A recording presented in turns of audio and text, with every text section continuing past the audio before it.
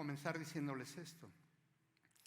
El libro de los Hechos, escrito por Lucas, tiene 28 capítulos. Les he contado que tiene un bosquejo natural en el versículo número 8 del capítulo 1, cuando dice: y recibiréis poder. Y ese poder es cuando llega el Espíritu Santo, y ese Espíritu Santo se ve reflejado primero en Jerusalén, del capítulo 1 al capítulo 8. Empieza a crecer la iglesia.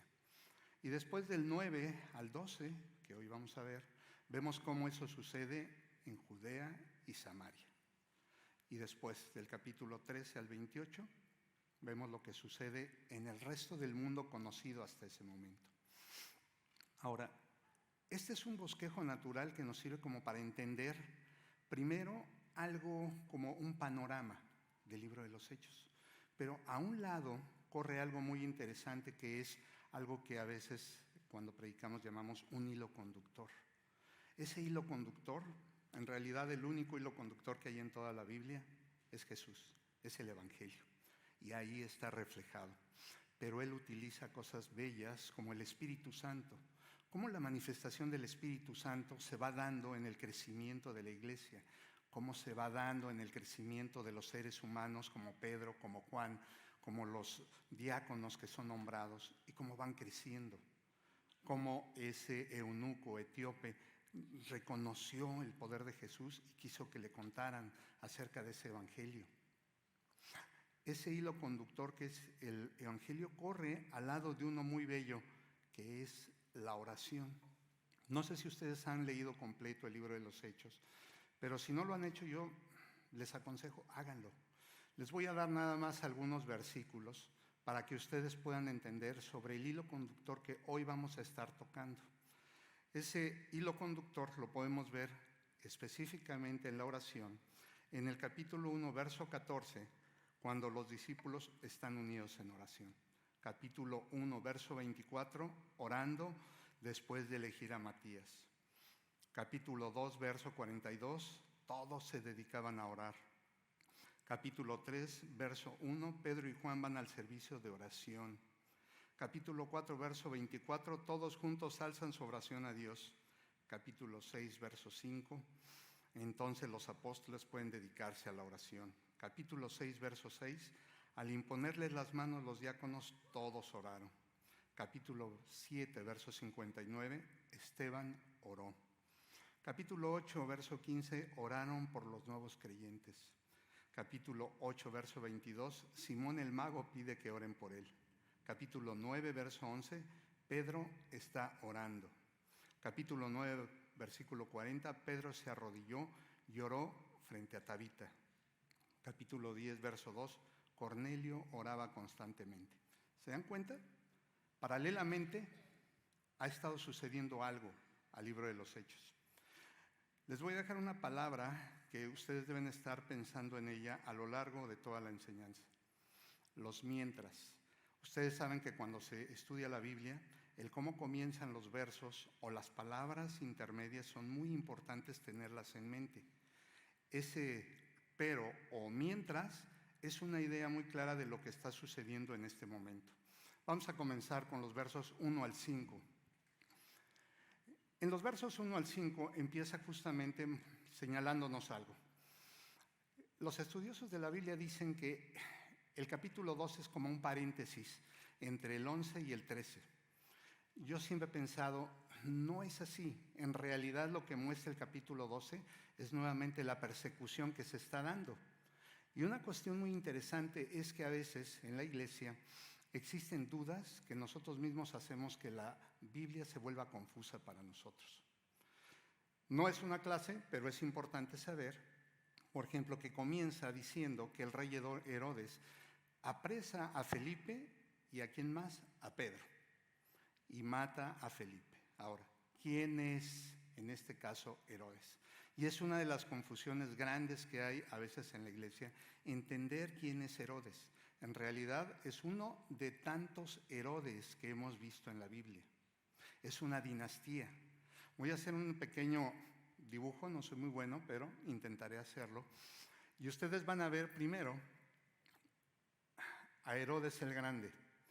este Herodes, y hay otro anterior, pero este Herodes es el que está narrado en Mateo 2. Él es justamente el que embellece el templo, es el que manda matar a los niños menores de 2 años y el que recibe a los reyes, bueno, a los magos de Oriente.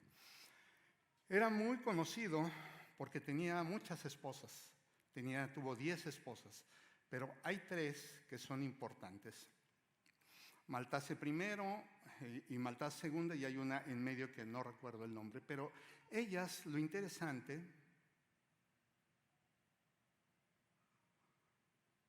son los hijos que tuvieron.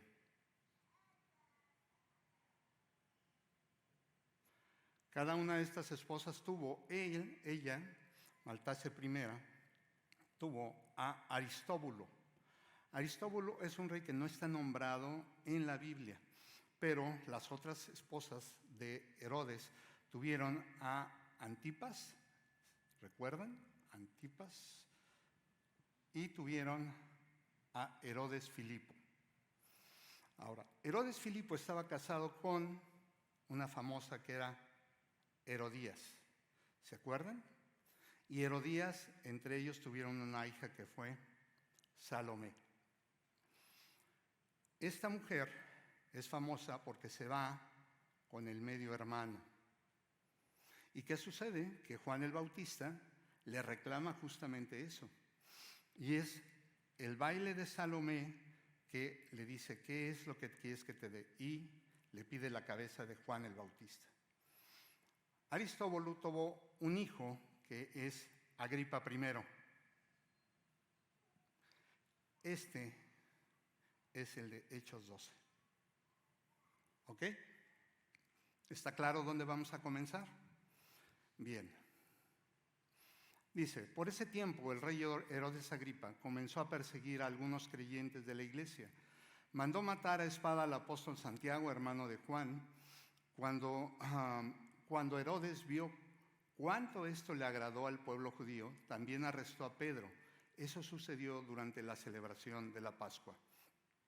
Debes de tomar en cuenta que Lucas, desde el principio, allá en el Evangelio de Lucas, dijo que él había investigado cada uno de los puntos. Entonces estamos frente a una narrativa muy interesante, llena de datos constantes. Cada dato nos da una idea y un contexto de lo que estamos estudiando. Aquí, fíjense que el rey Herodes dice, mandó matar a espada al apóstol Santiago. Cuando Herodes vio que esto le agradó, ¿a quién? Al pueblo judío. Tú te debes de preguntar, ¿por qué les agradó? Bueno, porque Herodes era de origen idumeo. Herodes no era judío. De origen idumeo, yo tal vez te venga a la mente Esaú, el hijo, ¿se acuerdan? Jacobo y Esaú, justamente de la tribu de los edomitas.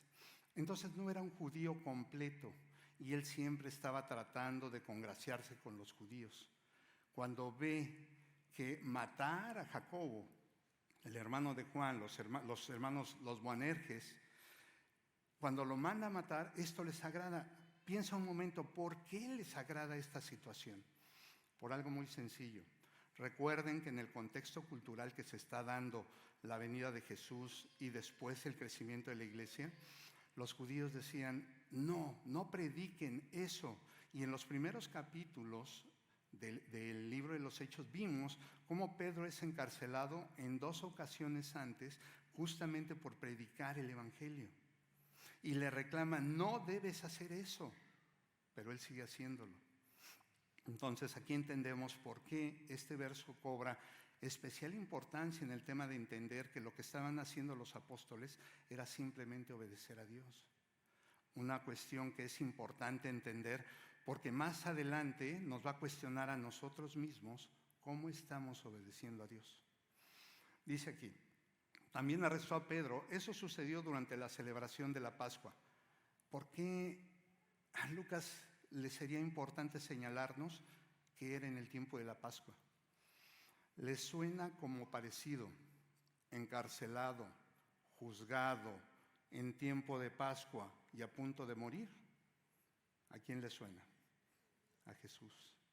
Nada más que la diferencia que aquí tenemos es una muy importante. Pedro está en una posición totalmente diferente. Pedro sabe perfectamente lo que está sucediendo. ¿Qué nos dice? ¿Por qué nos dice la Biblia eso justamente? Veamos los siguientes versículos. Después lo metió en la cárcel y lo puso bajo vigilancia de 4 escuadrones de 4 soldados cada uno. Herodes tenía pensado llevar a Pedro a juicio público después de la Pascua, pero mientras Pedro estaba en la cárcel, la iglesia oraba fervientemente por él.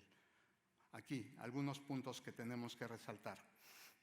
¿Por qué ahora le están colocando 4 soldados? Es decir, había 16 soldados para cuidar justamente a Pedro. Ya se les había escapado 2 veces anteriores. Y ahora el propio rey dice, no, a ver, momento. Yo sí les voy a enseñar cómo se custodia a un preso. 4 soldados, 2 encadenados a él y 2 fuera, cuidando la puerta. No se va a escapar. Ahora sí van a ver quién soy yo. Y dice aquí, había pensado llevar a Pedro a juicio público después de la Pascua. Claro, porque las leyes judías prohibían que durante la Pascua se ejecutaran juicios. Pero en el caso de Jesús, fue interesante saber que él fue juzgado de noche, violando todo procedimiento hebreo, y condenado ese mismo día. 2 cuestiones que uno puede pensar, bueno, es que fue humana la cosa. Tenían ganas de matarlo. Yo diría, no fue así. Se reveló la soberanía de Dios. ¿Por qué? Por algo sencillo. ¿Quién tenía que cumplir justamente la profecía? Jesús. ¿Y qué sucedió cuando Él muere en ese día y en esa forma? Cumple completamente la Pascua. Se entrega a Él mismo. No lo entregan a Él. Él voluntariamente se entrega. ¿Ven el simbolismo? ¿Ven cómo Lucas en su mente estaba trabajando una serie de ideas que nos tienen que llevar a entender qué hay dentro de todos estos versículos? Y dice aquí, pero mientras Pedro estaba en la cárcel, palabra que les dije hace un momento, los peros y los mientras. El pero es un conector lingüístico que nos ayuda a entender una idea y de repente cuando digo pero, le doy vuelta a la idea. Y el mientras es una palabra que se utiliza para 2 planos de ideas. Mientras está sucediendo algo, en otro plano está sucediendo algo. Eso nos está tratando de decir en este momento Lucas. ¿Está sucediendo algo? Sí, claro. Pedro está en la cárcel. ¿Y el segundo plano cuál es? La iglesia oraba. ¿Unieron el hilo conductor que les dije al principio?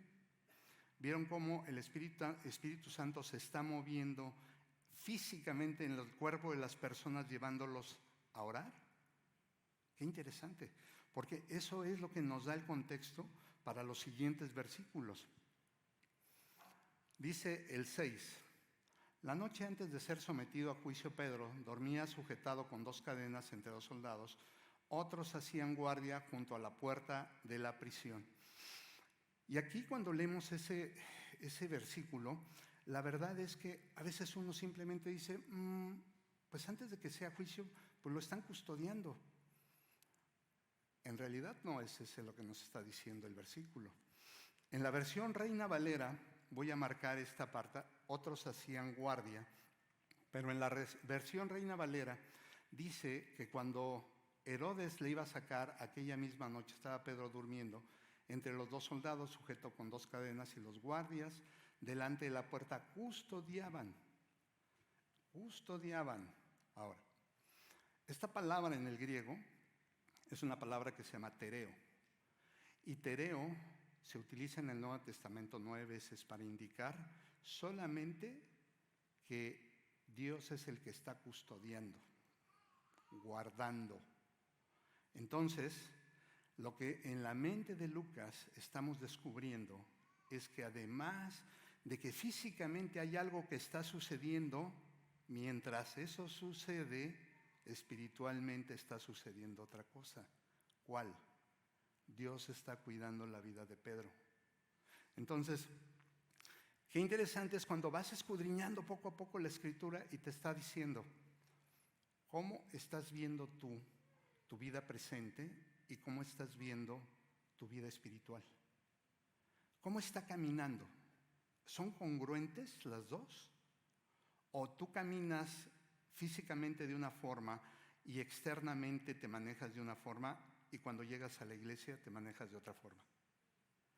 ¿Hablas de una forma cuando estás fuera y hablas de otra forma cuando estás acá? Acá podemos, y lo he dicho muchas veces, podemos aprender a hablar el idioma cristiano. Dios te bendiga, hermano. Estoy orando por ti. Gloria a Dios. Pero eso no viene de aquí. Esas cosas son las que Dios quiere que nosotros estemos meditando acerca de cómo está nuestra relación con Dios. Mientras físicamente estamos aquí, espiritualmente, ¿dónde estamos? Por eso se vuelve tan importante escudriñar la Escritura y hacer algo que se llama exégesis, que es extraer el contenido justamente de las palabras, de los conceptos, del contexto, de lo que la Biblia nos está enseñando. Venir y pararme y darles buenos consejos no es mi tarea. Venir y decirles lo que dice el Evangelio, esa es mi tarea. Exponerlos contra la pared, decirles que no estén cómodos, decirles que ustedes tienen que hacer cosas diferentes todos los días, que deben de meditar en transformar, y yo soy el primero en transformar nuestras vidas. De otra manera, nunca entenderemos, nunca seremos un cristiano maduro. Dice,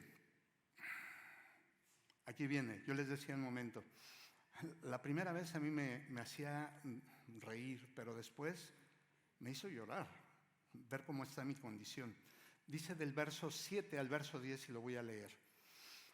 De repente una luz intensa iluminó la celda y un ángel del Señor se puso frente a Pedro. El ángel lo golpeó en el costado para despertarlo y le dijo, rápido, levántate. Y las cadenas cayeron de sus muñecas. Después el ángel dijo, vístete y ponte tus sandalias. Pedro lo hizo. Y el ángel le ordenó, ahora ponte tu abrigo y sígueme. Verso 9. Así que Pedro salió de la celda y siguió al ángel, pero todo el tiempo pensaba que era una visión. No se daba cuenta de que en verdad eso estaba sucediendo. Verso 10. Pasaron el primer puesto de guardia y luego el segundo. Llegaron a la puerta de hierro que lleva a la ciudad. Y esta se abrió por sí sola frente a ellos. De esta manera cruzaron la puerta y empezaron a caminar por la calle. Y de pronto el ángel lo dejó. Voy a regresar. Ok. Ahí. Yo no sé a ustedes, pero no sé si se han dado cuenta. Los hombres lo sabemos. Llegamos en la noche a veces a casa y si la esposa está dormida y uno prende la luz, ¿qué pasa? Es pecado mortal. Se exponen a dormir en la tina de baño. Bueno, aquí sucede que el buen Pedro se prendió una luz, y no cualquier luz, una luz intensa. ¿Y se despertó? No se despertó. Pedro no tenía problemas de insomnio. Y dice aquí, iluminó la celda y un ángel del Señor se puso frente a Pedro. El ángel, ¿qué tuvo que hacer? Pedro, levántate. Ahora, interesante esto. El ángel lo golpeó en el costado para despertarlo y dijo, rápido, levántate. Y las cadenas cayeron de sus muñecas. Después el ángel dijo, vístete y ponte tus sandalias. Y Pedro lo hizo. Enseñanza. Cuando Dios nos habla, ¿qué tan rápido obedecemos? Si te dice, ponte tus sandalias, ay, Señor, ahorita, ¿a dónde vamos? No, es que hay que ir a servir, tenemos que ir a servir. No, estuve muy cansado, ayer trabajé mucho.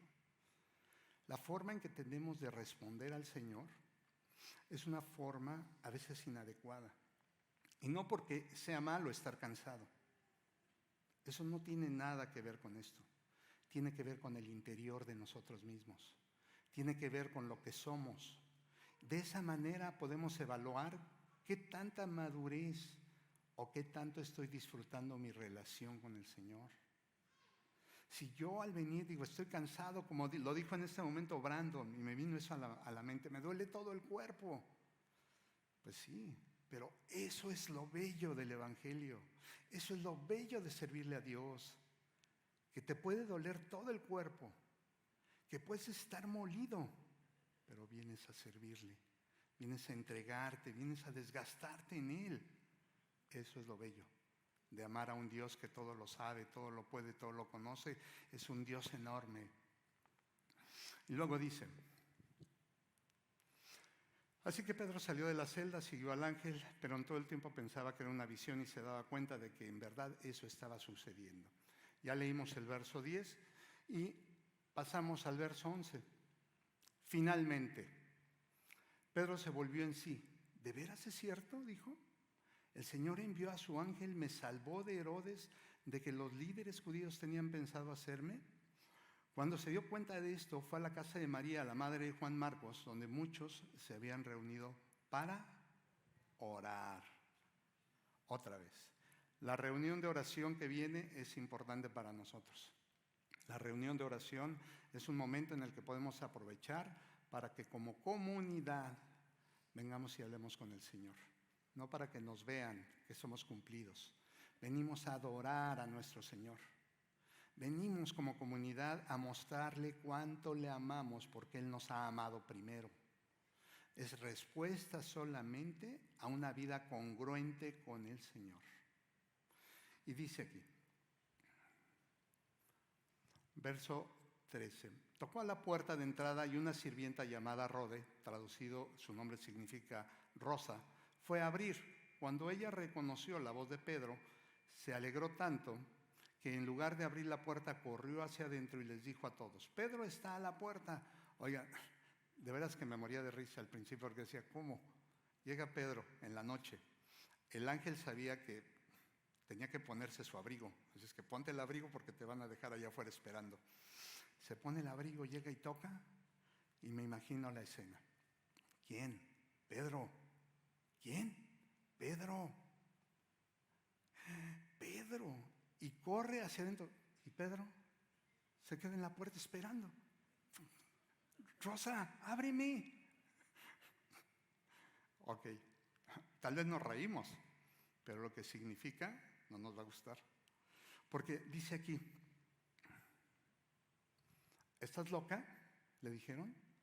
¿A qué habían ido a orar justamente esos creyentes? ¿Qué estaban pidiendo esos creyentes? Libértalo. Nada más que cuando oramos no creemos que Dios puede hacer cosas. Ese es el problema que tenemos. Nos levantamos a orar temprano, Señor, que hoy sea un día de gloria. Pero no creo que va a ser un día de gloria. Señor, por favor, que esto suceda. Pero no estoy creyendo que eso suceda. La forma en que oramos tiene que ser muy congruente con este tipo de enseñanza. Porque cuando oramos tenemos que orar creyendo que va a suceder. Creyendo que Dios tiene el poder para cambiar, para transformar, para dar o para no dar. Porque a veces lo que queremos es doblarle la mano a Dios para que Él conceda simplemente cosas. Pero en un no o en una espera también encontramos lo que Dios quiere hablarnos. Y a veces eso es lo que nos hace luchar con Él. Porque yo deseo eso, pero Él no me lo concede. Y pienso, no me ha contestado el Señor. ¿Seguro que no te está contestando? Es probable que te esté contestando. Es muy probable que lo que esté sucediendo es que tu propia carne te esté haciendo pensar eso. Y no estás siendo sensible a ver la voz de Dios, a oír la voz de Dios. Por eso cuando nosotros oremos y oremos justamente creyendo que va a suceder, veamos justamente el resultado inmediato. Si el Señor nos hace esperar, entonces lo que tenemos que hacer es esperar, es prepararnos. Porque a lo mejor eso no es lo que quiere Dios para nosotros. ¿Cuántas veces oramos nosotros por hermanos que queremos que la enfermedad se vaya de sus cuerpos? Es normal, pero el hermano parte y se va. ¿Dios no escuchó nuestra oración? Ahí Jacobo se fue. Claro que escucha nuestra oración, pero sabe perfectamente lo que necesitamos. La soberanía de Dios es algo que no logramos comprender muchas veces. Y eso casi siempre nos hace ser reacios a querer entenderlo. Y reaccionamos en contra de eso. Por eso cuando nosotros oremos, una oración muy sabia es que sea tu voluntad, no la mía. Yo quiero eso, Señor, pero tú tienes la última palabra en todo esto. Dice, debe ser un ángel. Mientras tanto, Pedro se seguía tocando y cuando por fin le abrieron la puerta y lo vieron, quedaron asombrados. 17. Él les hizo señas para que se callaran y les contó cómo el Señor los había sacado de la cárcel. Díganle a Santiago y a los demás hermanos lo que pasó, dijo. Después se fue a otro lugar. De este versículo quiero que todos aquellos que están tomando Reyen, y los invito a que lo hagan, piensen y mediten en eso. Regularmente tenemos o enseñanza o tenemos testimonios. Y a veces tal vez la pregunta obligada sea esa: ¿y un testimonio para qué? ¿Para esto? Sacaron, y después dice aquí, díganle a Santiago y a los demás. ¿Qué era lo que estaban haciendo justamente? ¿Qué quería Pedro decirles? Les quiero contar mi testimonio. El testimonio es la forma humana que Dios utiliza para que los hombres podamos entender cómo obra en nuestras vidas. Y justamente cuando escuchamos en Reyen que alguien está hablando y dando un testimonio, nos está contando cómo Dios está obrando en su vida, cómo la está transformando, cómo está manejando eso. No porque el hermano quiera venir y contarnos sus problemas. Al que debemos enfocar en ese testimonio es a Dios. Es como cambia vidas. Por eso es tan importante el que nosotros aprendamos a escuchar y a entender la Biblia correctamente. Verso 18. Al amanecer hubo un gran alboroto entre los soldados por lo que había sucedido con Pedro. Herodes Agripa ordenó que se hiciera una búsqueda exhaustiva para encontrar a Pedro. Como no pudieron encontrarlo, Herodes interrogó a los guardias y luego los condenó a muerte. Después Herodes se fue de Judea para quedarse en Cesarea por un tiempo. El propio emperador, el propio rey, fue con los soldados y les dijo: ¿qué pasó? Estaban encadenados a él, ¿por qué se fue? En la mente de Herodes yo creo que se quedó algo dando vueltas. ¿Qué sería? ¿Algún traidor? No, son romanos, me son fieles. Además saben que si se les va, la pena es la muerte. Tal vez en la mente del rey Herodes Agripa primero estaba eso. ¿Será cierto lo que cuentan de ese Dios? Duda que nos queda como para meditarlo. Y dice, verso 20, ahora bien, Herodes estaba muy enojado con los habitantes de Tiro y Sidón. Entonces ellos enviaron una delegación para que hicieran las paces con él, porque sus ciudades dependían del país de Herodes para obtener alimento. Los delegados se ganaron el apoyo de Blasto, el asistente personal de Herodes. Y en esto, vean cómo está cambiando totalmente la escena. Pedro sale de escena y ahora entra el rey Herodes. Y el rey Herodes está diciendo, está molesto con los de Tiro y Sidón. ¿Por qué? Por todo lo que está sucediendo.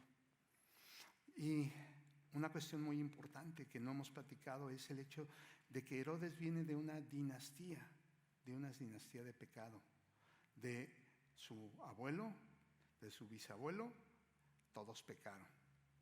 Pensemos un momento cómo estamos dejando nuestro propio legado frente a nuestras familias. Un legado en el cual yo voy a poder con una cara en alto decirle, intento todos los días transformar mi vida y entregarme al Señor genuinamente, enteramente, que puedan ellos ver que esa entrega está dando fruto en mi vida. Porque no hay un cristianómetro, La Biblia no tiene integrado un cristianómetro que diga quiénes son buenos o malos cristianos. Pero sí hay un verso que dice, mas por su fruto lo conocerás. Y ese fruto es el amor. y ahí tiene 9 sabores diferentes. Entonces, una persona que está siendo transformada, lo primero que refleja es el amor. Y después, una transformación completa en su vida. Esto estaba sucediendo con Herodes. Herodes justamente no había entendido todo lo que estaba sucediendo y ahora simple y sencillamente se va a Cesarea, que es una región, digamos así, un lugar en la playa, pues es su casa de playa, en donde él tenía ahí un palacio y uno de sus asistentes, Blasto, en la Reina Valera dice que lo sobornaron. Entonces, ¿qué estaba haciendo? Ahora justamente va a venir una escena muy interesante, fíjense bien. Y así se les concedió una cita con Herodes y cuando llegó el día, Herodes se puso sus vestiduras reales. Se sentó en su trono y les dio un discurso. El pueblo le dio una gran ovación gritando, es la voz de un Dios, no la de un hombre. Verso 23. Al instante, un ángel del Señor hirió a Herodes con una enfermedad porque él aceptó la adoración de la gente en lugar de darle aquí la gloria a Dios. Así que murió carcomido por gusanos. Mientras tanto, la palabra de Dios seguía extendiéndose y hubo muchos nuevos creyentes. Cuando hablas de la gloria de Dios, ¿no te viene Filipenses 5 del 6 al 11? El otro día me tocó enseñar allá en el estudio que tiene Luis Feliz en Berea, y me tocó esos versículos. El verso 10 o el 11 dice justamente que cuando es exaltado con un nombre que va a hacer que se doblen todas las rodillas, Jesús, Él fue creado ¿para qué? Para darle gloria a Dios. Pregunta, nosotros con lo que hacemos, con lo que pensamos, con lo que decimos, ¿le damos gloria a Dios? ¿O solamente tratamos de aparentar algo? La gloria a Dios es una vida transformada, es una vida congruente con lo que dices, haces y con todo aquello que te relaciona humanamente con los seres que están a nuestro alrededor. Si hay esa congruencia, entonces estamos dándole gloria a Dios. Si no hay esa congruencia, piensa que a lo mejor hay que rehacer cosas en tu vida. Y voy a terminar en el verso 24. Mientras tanto, la palabra de Dios seguía extendiéndose y hubo muchos nuevos creyentes. Por supuesto, les dije al principio que para mí el capítulo 12 es un capítulo que muestra cómo la persecución lo que produce es el crecimiento de la iglesia. Y culmina con eso. Pero voy a terminar con algo muy interesante que al final quiero que medites. ¿Te acuerdas del verso 7? Voy a regresar a él. Fíjense en el 24, pero fíjense en el 7.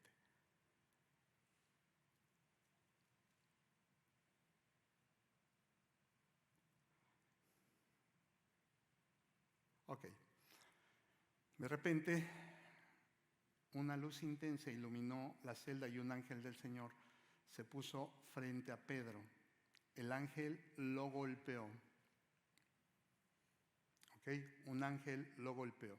Voy a ir al 23.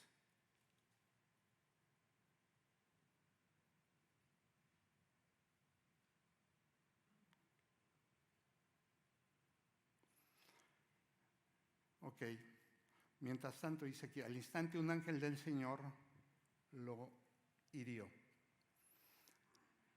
Esa palabra del verso 7 lo golpeó y esta palabra del verso 23 hirió. Es la misma palabra, es la palabra patazo. Es utilizada en dos formas en la Biblia. Para dar un golpe suave o para dar un golpe de muerte. Pregunta, ¿cómo quieres que Dios te dé patazo? ¿Suave o fuerte? Vamos a orar, hermanos. Señor, te damos gracias, tú eres bueno, tu misericordia, Señor, es para siempre. Y Dios, queremos agradecerte mucho porque ese amor lo único que hace, Señor, es escudriñarnos a nosotros mismos. Ese amor, Señor, lo que produce es, Señor, es que nosotros nos cuestionemos día a día, momento a momento, quiénes somos y qué estamos haciendo aquí, Señor, en esta tierra. Gracias, Dios, por las vidas que hoy están aquí presentes. Lo único que sé, Señor, es que tú tenías que hablar con cada una de ellas. Lo único que sé, mi Dios, es que tú las has traído aquí y por eso, Dios, has querido, Señor, hablar con nosotros. Y eso te lo agradezco. Que nuestro corazón, nuestra mente, todo lo que somos, te dé gloria y honra por siempre, Señor, hasta que estemos en tu presencia. Te lo pido en el nombre de Jesucristo. Amén.